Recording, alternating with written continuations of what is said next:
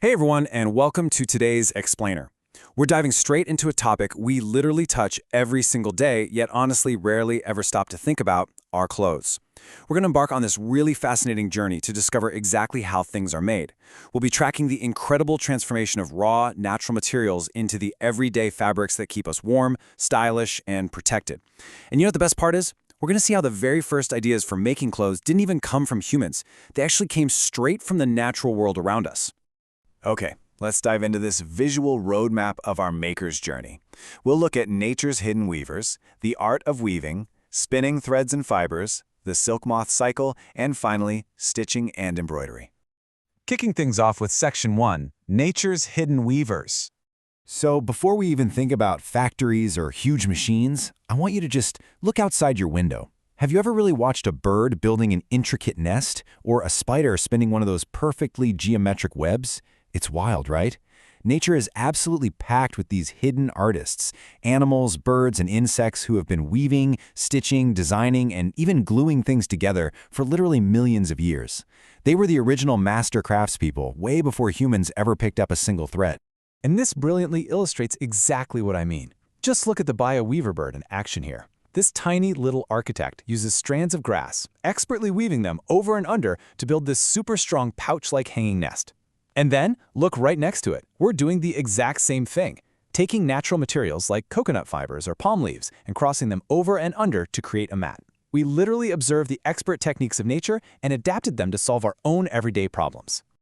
Moving right along to Section 2, the art of weaving. So, what actually is weaving? Well, at its core, it's basically combining strips or threads of a material into a patterned fabric.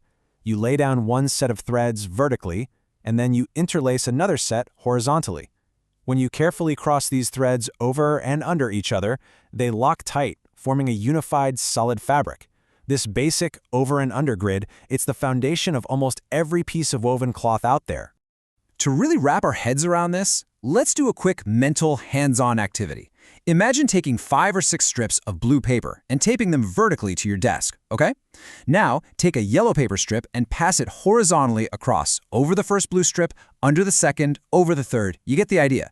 If you keep repeating that with more yellow strips, gently pushing them tightly together, you're literally building a colorful little mat, layer by layer. Now just swap out those thick paper strips for incredibly thin threads, and boom, you've just made cloth. And speaking of fine threads, there's this absolutely stunning historical quote that I love. Indian muslin was so fine that it was known as woven air. Just pause and imagine that for a second. The sheer level of skill it takes to cross physical threads so delicately, so perfectly, that the fabric actually feels as light and invisible as a breeze against your skin. It's mind-blowing, and it really highlights the absolute world-renowned mastery of ancient Indian weavers. Building on that incredible history, India has weaving traditions that are just unmatched. We're talking about handloom knowledge that goes back 4,000 years, and every region has developed its own totally unique signature. You've got the rich Kanjivaram silks from Tamil Nadu, the unbelievably soft Pashmina from Kashmir, and the striking Ikat patterns from Odisha and Gujarat. And what's really amazing about traditional handloom weaving? It's all done on a loom without electricity. It's this beautiful, sustainable, eco-friendly craft that still proudly supports thousands of families today. All right, on to Section 3, spinning threads and fibers. Now, what's really interesting about this slide is seeing where all these raw threads actually come from in the first place. We basically have two main worlds here. On one side, natural fibers. These are straight-up gifts from nature, things like bamboo, cotton, linen, silk, and wool. On the other side, we have synthetic fibers. These are artificial materials made by humans in factories, like rayon, nylon, polyester, and terylene. Honestly, if you look in your closet right now, you're probably going to find a mix of both. But here's the real magic trick. How do we take a fluffy puff of natural fiber like raw cotton and turn it into these super strong, beautifully colorful strands of thread? The secret is spinning. If you grab a handful of raw cotton and just pull it, it instantly falls apart. But if you gently pull it while simultaneously twisting it with your fingers, that twisting action completely binds the tiny fibers together. It makes them ridiculously strong. That simple spin is exactly what allows short, weak fibers to become endless spools of durable thread. Which brings us to Section 4, the silk moth cycle. What we're looking at here is a complete biological marvel. It's the continuous life cycle of the silk moth, a beautiful loop of birth, growth, and change.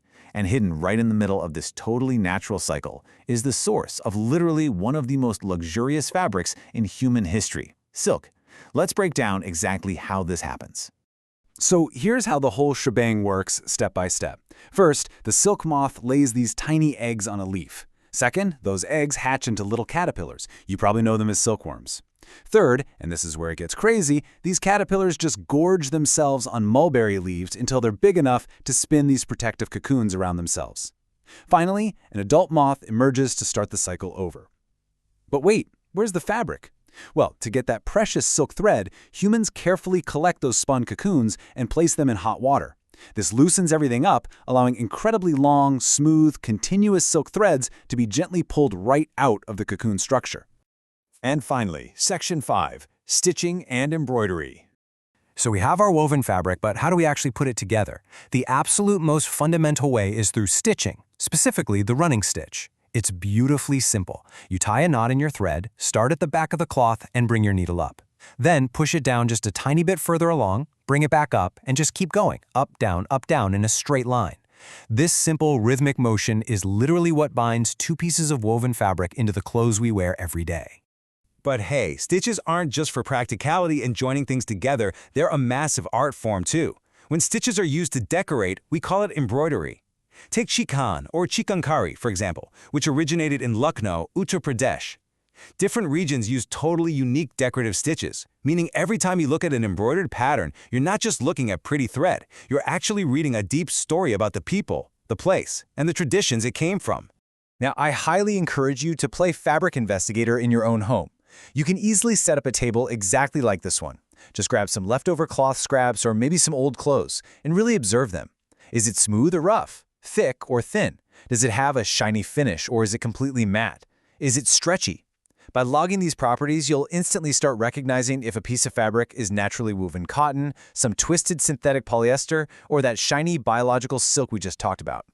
To wrap up our explainer today, I want to leave you with this provocative thought to chew on. If one single thread breaks in a stitched piece of cloth or in a woven mat, what might happen? It's a really powerful question. It reminds us that whether we're talking about a bird's nest in a tree, a traditional handloom, or the literal shirt on your back, the strength of the whole relies entirely on the connection of those tiny individual parts working together. Every single thread matters. Thanks so much for joining me today and keep exploring the wondrously woven world around you.